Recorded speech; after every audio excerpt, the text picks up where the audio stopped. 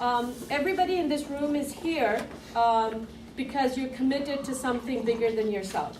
All of you could be doing other things on this Saturday morning, but you're not. And you got up this morning and got ready and came here because you support the interns and the community that those interns come from. So I really appreciate everybody being here. So I just want to give everybody I also want to thank a lot of people who are not in this room who made this possible.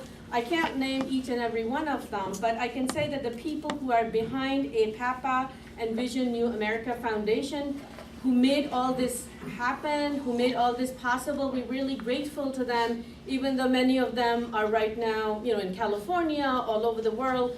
But I think it is a global community that works together to make sure that here in Albany, we do the right thing and we help our young folks get introduced to public service. So I just want to thank them also. So today we're here to celebrate brilliant young men and women full of promise. They devoted themselves to public service for the summer of 2018. And I can confidently say that they are the best of the best because I have reviewed the application. I reviewed the applications for many people who applied. And these people, I can clearly say, the other people were also great, but these people are just amazing. I want you to remember their names, get to know them today. Because you're going to hear about them. Welcome. You're going to hear about them. Come to the front, please. You're going to hear about them in the future. They are the future leaders for America, and we're really proud to have them here. If they were so humble that they chose to sit in the back instead of the front. So if they can just stand up, we have 3 of them here, all 5 of them because of plans that were decided well ahead of time, couldn't be here. The interns from 2018, if they could just please stand up for a second so people can see you.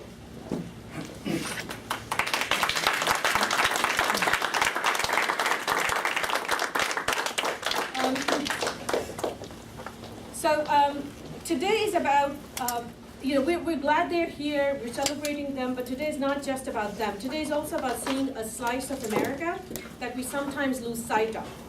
This internship program shines a bright light on that America. Oh, look at that, APAPA fell down. Do we need tape? It is the America where philanthropists pay for a program to encourage public service all the way across the country. It is in America where immigrant volunteers work their day job and then are still emailing each other at 11:30 p.m. on behalf of college students whom they have never met before. It is America where public officials show up on a Saturday morning to let us know that they value a diverse society. This volunteerism and this embrace of diversity has been the source of American strength. Yet today in New York, we're not fully represented. While about just under 1 out of 10 New Yorker is Asian Pacific Islander, we can see that our legislature, our executive, and our judicial branches are not reflective of our numbers.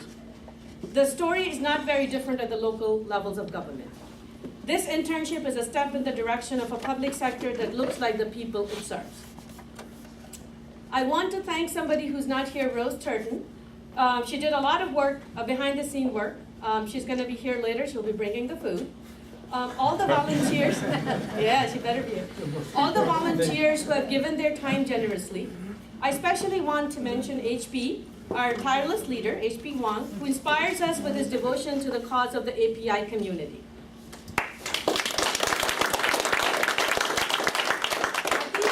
I don't know if he can hear me or not. He's sitting outside writing things down. Who responded to dozens of my emails every day with patience and a sense of humor. Jerry Liu, who wrote the internship grant proposal, amongst other things. And Peter Thomas, who couldn't be here, who provided hours of IT support to us for free and at all times of the day. I want to thank Dr. Hussain for his help in working with Senator Breslin's office. I also want to thank Supervisor Phil Barrett, Anne Marie Salmon, Dr. Rifki, and Senator Breslin for taking the time to be here. Last but not the least, I want to thank the brilliant young interns who entrusted us with their placements. Thank you.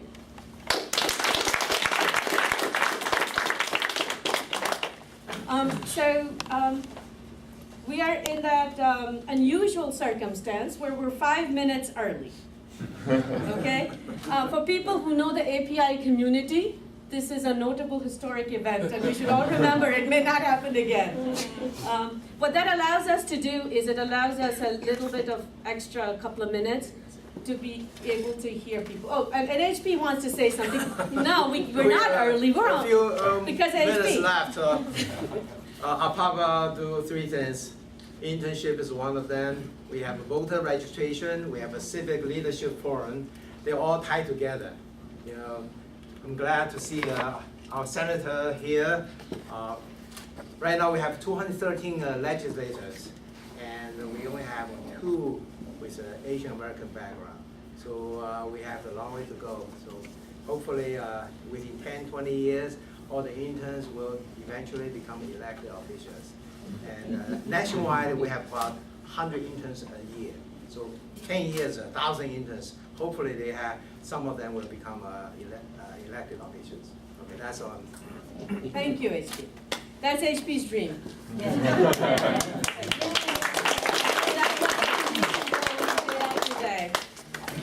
So I'm going to start by, if you look at the agenda, our first speaker here is Dr. Dina Rifki.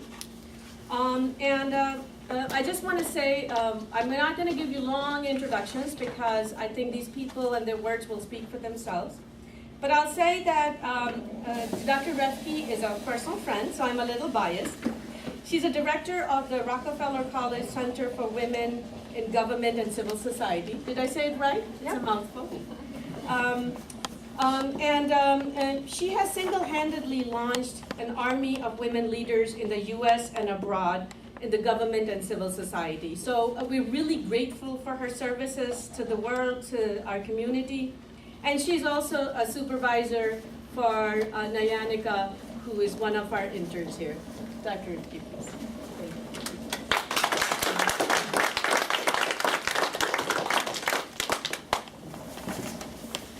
Thank you, Alia, for that kind introduction. We had the privilege of hosting Nyanika Baragava, I hope I didn't butcher the name so much, at the Center for Women in Government and Civil Society over the summer, and I can tell you Nyanika was exceptionally competent to the extent that we offered her a job, and we offered her to stay with us. So we truly appreciated the opportunity to participate in this program because we do realize how important this program and programs like this are. It is absolutely critical to have minoritized communities and women, of course, equally represented at all levels of government and at all levels of public sector service. We are a representative democracy. And the health of our democracy is dependent on having public servants who truly are representative of the people they serve. Because when we do not see people who look like us, when we do not see people who share aspects of our identity, whether it's gender, race, ethnicity, or whatever it is, we tend to trust government less. We tend to feel that government is not working for our interests, is not advancing our interests. When that happens, it leads to political alienation, it leads to disenfranchisement, and it leads to further marginalization. And it is a matter of social justice to have a representative government, to have people who look like us, who share our identities, serve us, and to have an equal opportunity to influence government's action. So whether it is an elected governing body or it's an administrative bureaucratic body, it is absolutely critical to have servants who share our demographic characteristics. And those that serve us because it inspires a sense of legitimacy, a sense of credibility in government. And additionally, when a large group of people are excluded from government and from serving, they are deprived from the chance to develop their political abilities, their political skills, and the chance to build that sense of public spirit that binds them with the system of government. So having descriptive representation, or what we call passive representation, is really an end in itself. It is a symbolic value, and it significantly impacts our engagement and our collective advocacy. So we also know that numerous studies in this field have shown that descriptive representation or passive representation leads to substantive representation or active representation. It actually leads to policies, programs, and practices that serve the people who are represented by our public officials. So if these public officials are members of a minoritized group or minoritized communities, they are more likely to advance the interest and to pass on, enact policies and programs that serve the interests of the group they represent. So we know that there are certain circumstances when that happens. And those circumstances include being at the decision-making table. So it's also very important that we have people who represent us at the decision-making tables and at leadership tables, because that provides them the opportunity to translate their descriptive representation into substantive and active representation. So substantive representation, or acting in a way that advances the interests of the group with whom you share aspects of your identity, occurs because we all have a shared experience as members of a minoritized group, and so representation under certain circumstances are more likely to have these groups stand up and act on behalf of those they represent. So studies after studies prove that effective governance is inclusive governance, is representative governance. And I'd like to thank APAPA and the association here and organizers for doing this program, creating this program, and contributing to this infrastructure that really is building our democracy and enhancing the opportunity for everybody from minoritized communities to be represented.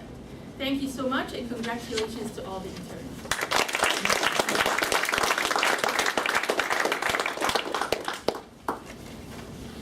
Thank you. I'm so glad you're listening to us. I was worried that you couldn't hear because you were writing. Okay. All right. Well, thank you. So our next speaker is Anne-Marie Salmon. And she is the Director of Innovation and Performance in the city of Albany. And I think the interesting thing about her is that, oh, did I do something? Sorry. Can we just shut that? No. Okay. So everybody should be happy to know there's going to be no PowerPoints today. Wow. So yeah, we're going to be good. I think the interesting thing about Anne-Marie, which I found out actually from the mayor, is that she has helped design something that has changed the life of millions. So before she came to Albany, she worked for New York Parks and Recreation in New York City. She helped, and that's something that I told you is something you're gonna love. She redesigned the route for garbage pickup for the city of New York. I helped redesign it as part of a team. Now, if you see New York City and you see the scale of everything that happens there, that's amazing. And so I think to have somebody as talented as that supervise one of our interns, I think is a privilege, and we're so glad that you were able to take her on and were able to provide her the kind of supervision and leadership that we were hoping for. So thank you, please, for coming here and for all that you've done, and please come in if you want to say a few words, please. Thank you. Introduction. I'd like to thank everyone here in this whole community for hosting this event, and APAPA, but more importantly for connecting us with such wonderful interns this summer. I am Anne-Marie Salmon. I'm the Director of Innovation and Performance at the City of Albany. And I had the privilege of hosting and interning with Leanna this summer, who is amazing, and we would also love to have her work for the city anytime she wants to come back. So a little bit about what my office does, but we partner with departments across the city of Albany on projects designed to increase the productivity and improve service delivery to all of our constituents. We help employees every day find efficiencies in their daily work so that we can cut through that government bureaucracy and red tape and improve customer service. So some of our projects, they might not sound like the most innovative experiences, but they really do impact the bottom line of what we do as a government. We are improving the payroll procedures and helping our departments move them from paper time cards to electronic timekeeping. We've worked with our buildings department to improve the way code violations are reported and then investigated and eventually prosecuted if need be, so helping those citizens who really need assistance with where they live. We helped the mayor's office create a dashboard to use data to make decisions. It's looked at in every management meeting to make sure we're efficiently using government resources. And we also have established a resume bank to allow the public to keep their resumes on file with us so that if jobs are open, we can reach out to anyone in the community who wants to learn about job opportunities. So innovation is a big buzzword in government right now, and I would say also in private industry. So from city halls to public agency front lines, governments are thinking about how to create innovative solutions to the most pressing problems. And this makes sense given the challenges that governments face. We have dwindling budgets, we have increased citizen expectation and changing societal needs. And there's something beyond that. City leaders are also seeing innovation as a mindset and a way to help solve challenging problems. And it's an essential capability that we cannot govern without. So as cities try to enact these changes, we need diverse perspectives, and that's why I felt so honored to have Leanna working with us this summer. We need residents of all backgrounds to participate in civic affairs, and young leaders to come in and give us new ideas and help keep government fresh and changing. Our city, the City of Albany, has a focus on equity, and we're trying to ensure that every neighborhood has access to opportunities and a great quality of life, and we can't do that without having diverse group in the room. And in order to meet this mission, we need to continue partnering with groups like APAPA to develop our future leaders.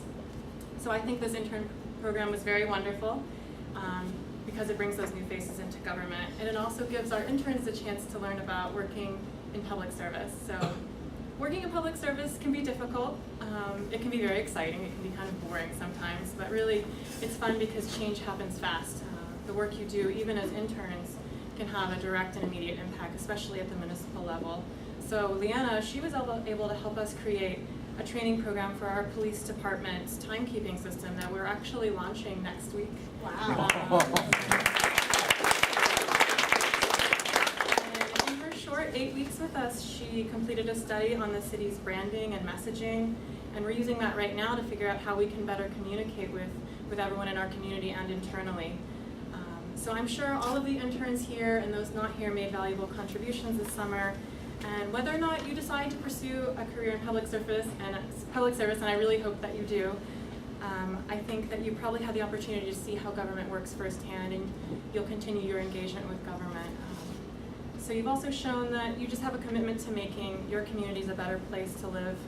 So I want to thank everyone for their hard work, and you've made a difference in your community, and I can assure you that. And I wish the interns best of luck in their future careers, and I hope to see you around City Hall. Thank you to everyone.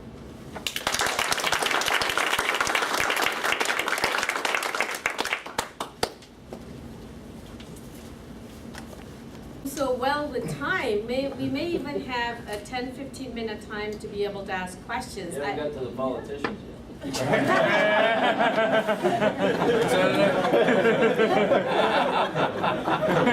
I would tell you that I have heard both of the politicians here. I've heard both of them speak, and if they speak a few minutes extra, I'm sure it's going to be worth our while, because I think what you're seeing right here between the two of them is more than half a century of experience, if I'm not wrong. And even though they look so young, you couldn't tell. But they've seen it all, and I think we are so fortunate that they have taken the time and the initiative to support us in many, many ways. I think I'm gonna just speak about Phil first because he said the politician, so I put them both in the same category. Phil is somebody very familiar to the API community. He's been a great supporter of APAPA. Phil has been a town supervisor, according to your LinkedIn, which I went on, for 18 years plus? Yes. Oh my goodness, wow. Tell me about it. So, I think, first of all, to do anything for 18 years required that, the love and commitment that I've learned from having an 18-year-old son is not easy. Right? But, so first of all, and the thing is, just like having an 18-year-old child, the town never sleeps. So, so he is always responsible. So I think, even though people can sometimes be flip about what politicians do, the truth is that it requires a level of commitment and work that most of us would find very hard to find within ourselves. So, kudos to you for keeping the town growing and, having the town do as well as it has. So we, really appreciate all that you do. There are, town residents here, so, afterwards, you can go thank him because there are things that he does that, are invisible, but somehow they get done. And much like the garbage pickup in New York City, I mean, there are things that are working in the background unbeknownst to all of us, and because they work, we never think about them. So it's really, I think, a great service to the society. So this is his second year as an APAPA internship supervisor, and he kindly supervised Kevin Du. Kevin could not be here because of a trip that was out of the country that was planned way ahead of, our declaring this date as the day of the award ceremony. But every 2 weeks we would get letters from all our interns giving us update about how their internship is going. And from what Kevin communicated to us, you were an amazing supervisor. So thank you for all that you did. And please, if you want to come over and,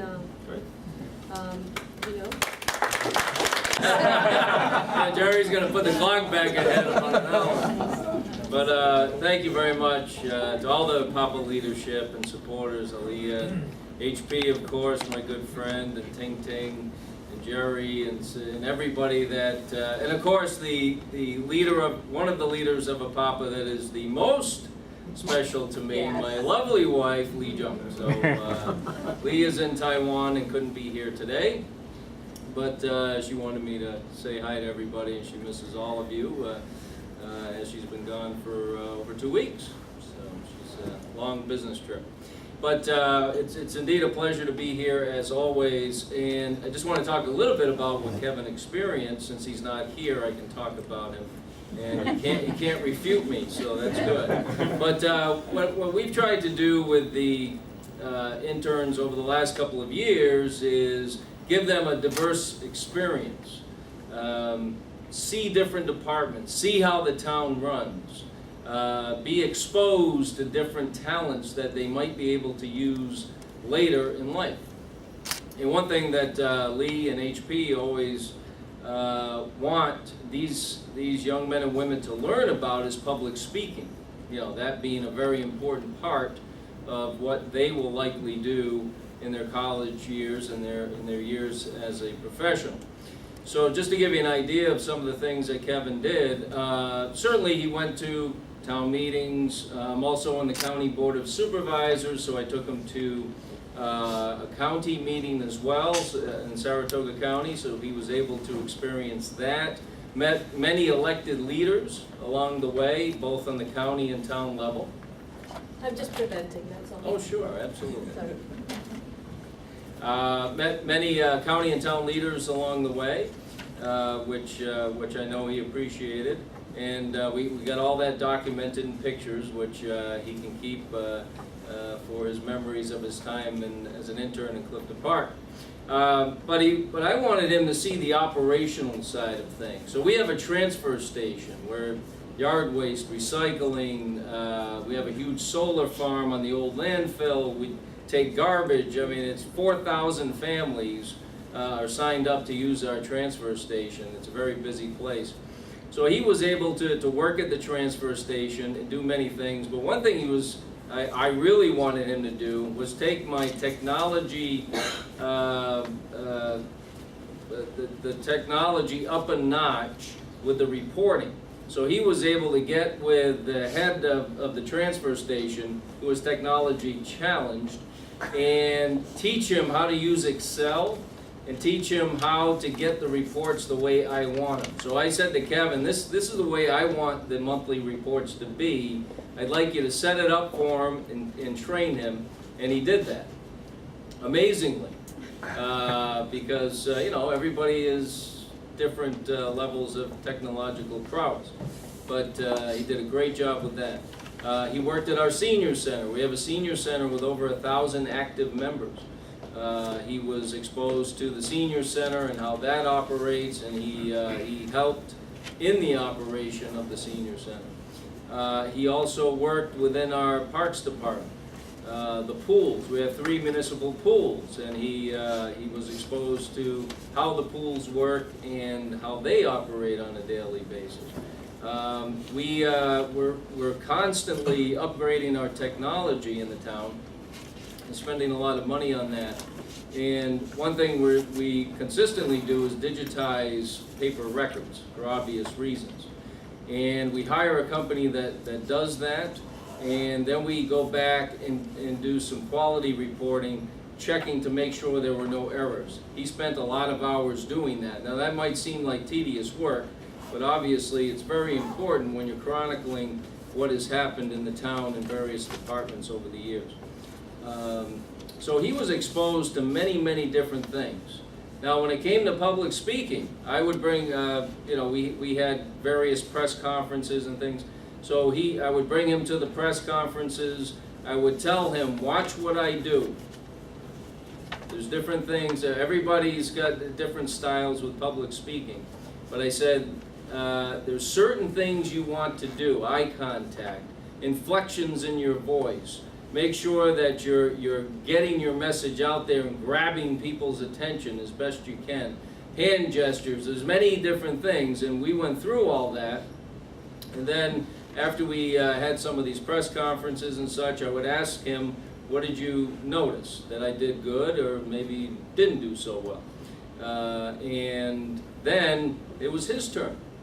So near the end of his internship, I invited him to a town board meeting, and there was probably 50 people there or so that evening, and he stood up there at the podium and did a great job. You know, I was very, very proud of him because I could tell he took everything I had told him over that time to work on and pay attention to. He certainly did, and did it very well, and that was probably the most proud I was of him, because when he first came, he was much more reserved and quiet, but by the time he left, he was up there speaking in front of a lot of people on TV. You know, all our town board meetings are televised, and but I told him, don't worry about that, just stay focused on the matter at hand, and he did a great job. So I just want to congratulate Kevin. I wish he was here today. He had as Aaliyah said, a planned trip to China, so he's in China for a month before he goes back to Michigan.